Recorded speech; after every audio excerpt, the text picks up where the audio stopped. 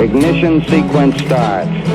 6, 5, 4, 3, 2, 1, 0. Liftoff. We have a liftoff.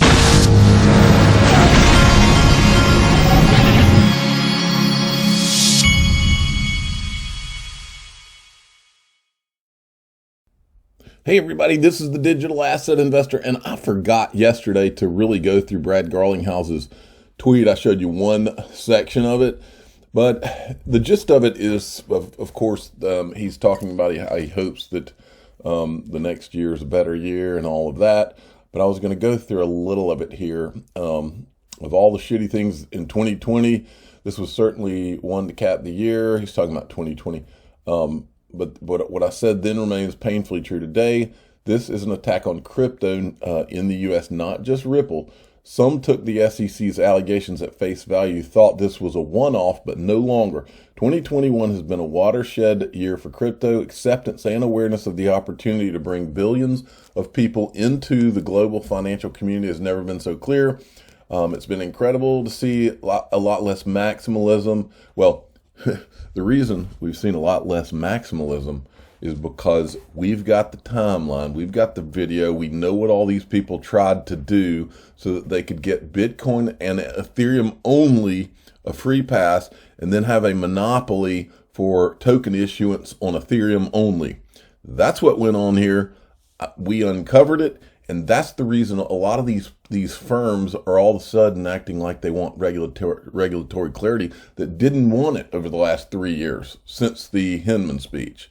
Okay, that's why you're seeing that. Yeah, now all of a sudden they're all worried and they're like, uh-oh, the game's up. And so they're trying to act like they care about the industry as a whole. Okay, he says, not to mention new deal. He's talking about what a good year. Ripple's had its strongest year ever. And then he goes into the ODL corridors like Japan and UAE and our CBDC solution. Then he goes, it brings me back to, and I showed you this yesterday about WEB3, how he kind of, it looked like he took a shot there.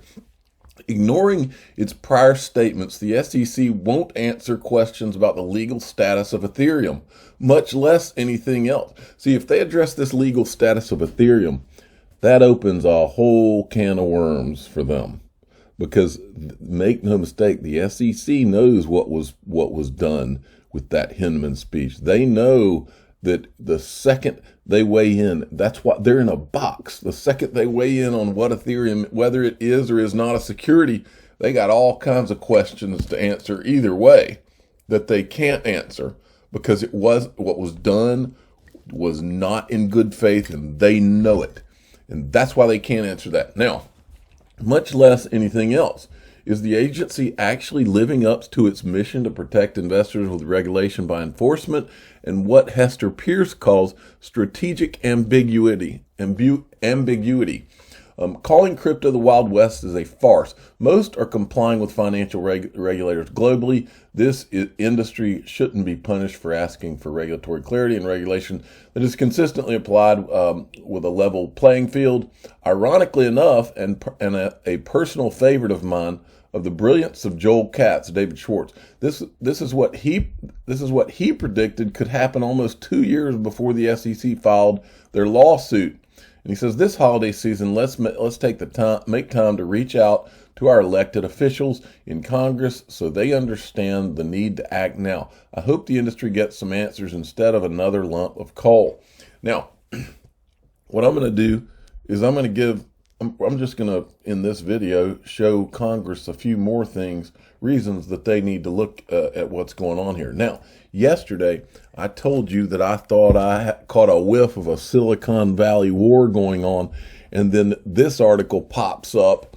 So it turns out I was exactly right. Dorsey Andreessen Twitter spat escalates over Web3 ownership. Billionaires are battling it out on Twitter. Again, this time it's a tussle between Block Inc. founder and former Twitter CEO Jack Dorsey and prominent Silicon Valley venture capitalist. Their feud, which escalated Wednesday when Andreessen blocked Dorsey reading his Twitter post, has drawn online eye rolls. Okay, so Dorsey ribbed Andreessen's VC firm earlier this week when he tweeted that so-called Web3 technologies, an amorphous collection of tools and ideas that backers believe could form the basis for a new decentralized web, have been corrupted by investments and influence of venture capital firms, particularly Andreessen Horowitz. Folks, make no mistake about it. If you ever think that you out there can't make a difference, a world-altering difference, just by giving your opinion and doing research out there on your own, because this right here, folks, make no freaking mistake. Jack Dorsey and a lot of these guys out in Silicon Valley have been watching the things we've been putting out. They've been watching the video and the timelines, and these guys smell a rat. You can tell. They know what, remember, let's show it. I'm going to show it because this is, I actually sent it to Jack Dorsey. I said, hey, Jack, here's the timeline of how they tried to monopolize what they are now calling Web3. And I showed him the timeline. He already knew this or he wouldn't be talking about all this stuff. But this is where the rubber meets the road, that venture capital working group. And I told you yesterday, when Jay Clayton went and appoints Chris Dixon to go and put all the industry players together, and Chris Dixon and Katie Horn, none of them involved with Andreessen Horowitz have had to answer, have had a microphone shoved in their face and been forced to answer for what they did and say, wait, what were you guys up to? Because remember, the safe harbor, the proposal that they put forward, their attorney, Lowell Ness, it only had Ethereum in that document. These guys were not working on behalf of the industry. They were working on behalf of Ethereum, which involved what they were invested in. And so there's a lot of questions. First of all, so you guys weren't working for the industry. True? False? Second question is, what were all these people invested in? Were they all invested? Did they invest more in the lead up to this Ethereum free pass speech by Bill Hinman that all of them knew was coming? Were they investing leading up to this? There's all kinds of questions. But these people like Jack Dorsey out in Silicon Valley, and I think Elon Musk too, I think because directly, this is what's so cool, directly as a result of all of the things that all of these people involved in this, including the SEC, they never thought in a million freaking years that you and I and all the thousands of whatever you want to call them, internet sleuths or Twitter sleuths, they never thought in a million years that what was done behind the scenes would all be pieced together because of how pissed off people like you and me were about. They knew that this thing stunk to high heaven. And we've got the timeline now, we've got the video, and the irony of the thing for me is that the video is their own words.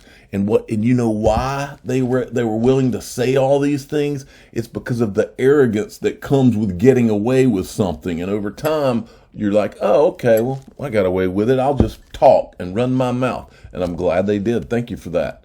Because we have the video, we have the timeline, and now we know who's involved, we know which players. Now, speaking of that, Goldman is in on the Web 3.0 camp. The Amazon of information, Goldman initiates crypto, sees Ethereum overtaking Bitcoin. So now we have both Goldman, this is from the Zero Hedge article, this is all about talking about how great Ethereum is.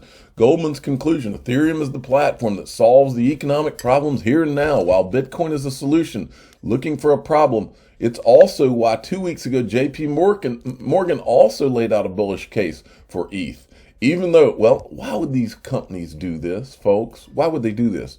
John Deaton says what I think, which is the JP Morgan involvement and exactly what that early involvement entailed and who needs to be fully looked into and investigated. And this, because this guy's tweeting, JP Morgan was involved in the early conceptual stage of Ethereum.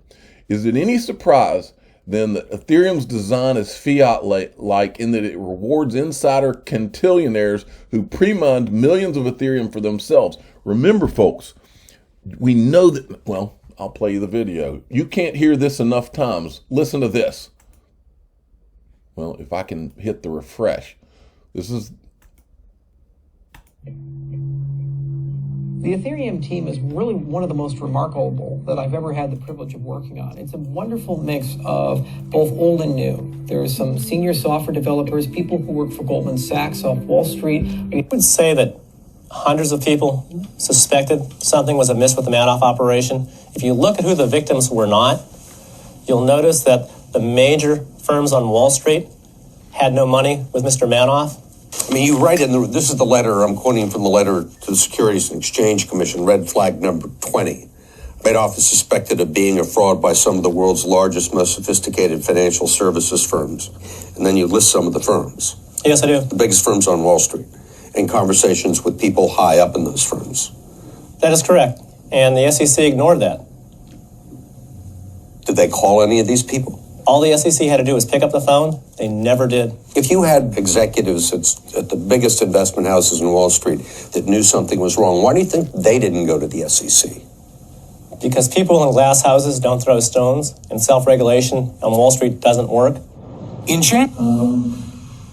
person can buy from any number of different identities. We may limit the size, the unit size of a sale, just to make it easier to disguise. Let's say if you're a whale and you want some privacy.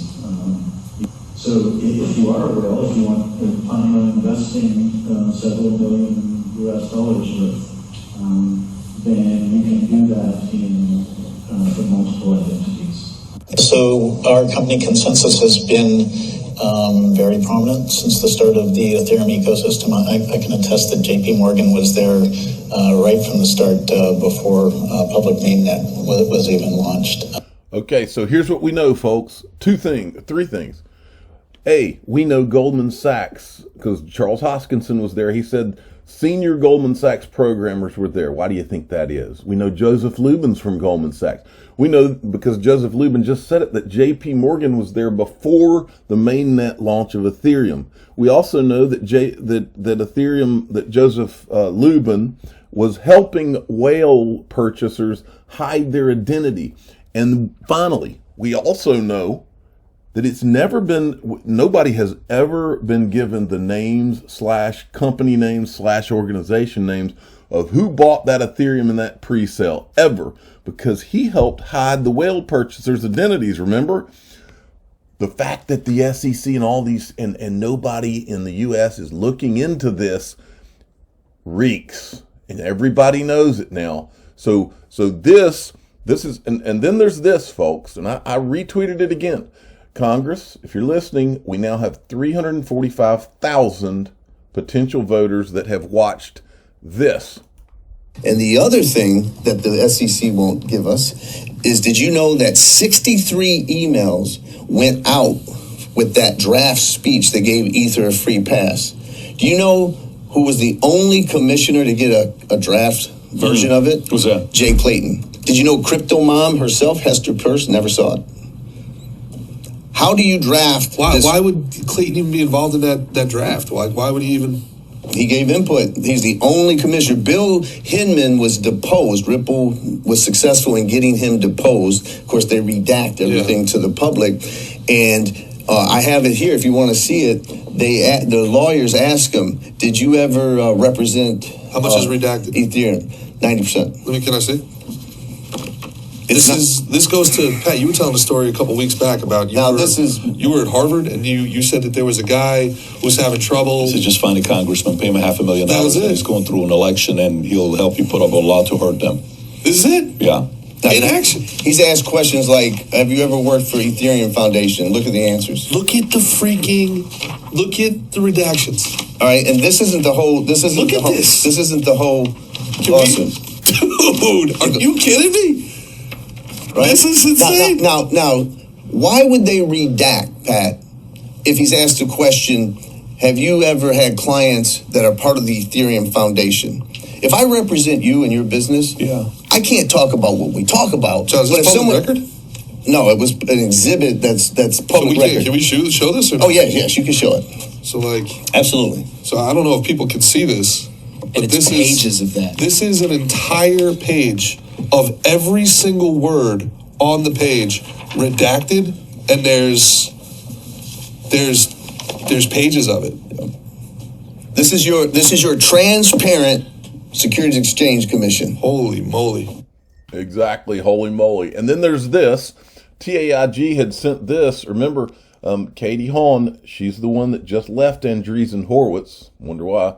When you sat on stage with Brad Garlinghouse just before the Hinman speech, did you know an Ethereum free pass was coming? Chris Dixon, who is a partner at Andreessen Horowitz, who you're dating, met with Jay Clayton just before this.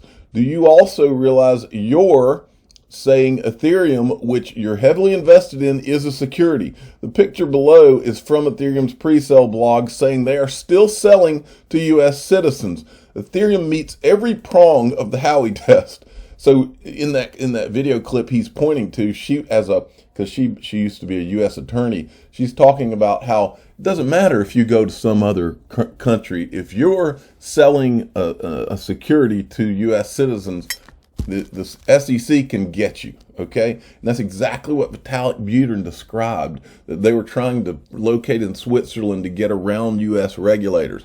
And then he's pointing to the, of course, when Chris Dixon was meeting with Jay Clayton on January 25th, 2018. And remember, another interesting part of this is that the day before this Andreessen Horowitz meeting, Jay Clayton Andreessen Horowitz meeting, the day before, Jay Clayton was on stage with Joseph Grunfest at Stanford, and who was in the audience asking him a question? Katie Hawn. Katie Hawn at the time was on the Coinbase board of directors. I believe Chris Dixon was on that board of directors with her at the time. Don't quote me on that part, but I'm almost positive, and I'm pretty sure he is now. So they have a lot of explaining to do, folks, and I think everybody knows it here. I mean, look, folks, it's real simple. We either have a country now with laws, or we don't, the question for this is the thing that sickens me, makes me want to throw up for my children's future. We either have a country with laws that apply to everyone equally, or we have a country with, the United States is now a country with one set of laws for you and me, and another set of laws for anyone who's got these billionaire venture capital firms or Goldman and JP Morgan. So the question is, Congress people that are listening to me, any of you out there that are listening at the SEC, which one are we? Because it's time, it's decision making time, because you gotta make the decision, because this stuff isn't going away, because it's not one of us, it's thousands of us. And we've got the video, we have the timeline, so it's time to make a decision. Go, when you're putting your kids to bed, look at them in the eye, and can you look them in the eye and feel good about what you're doing? Because any of you involved in not taking care of this right here can't. Or maybe you're one of those people that's just dead inside and you can look at them just fine. I don't know, but I feel sorry for you if you're that. I'm the digital asset investor. I'm not an investment advisor. This is for entertainment purposes only. Please subscribe, hit the like button, and ask your friends and family, do we have a country where the laws only apply to you and me, but not to big venture capital firms and people on Wall Street? Or do we still have the United States of America? That's my question.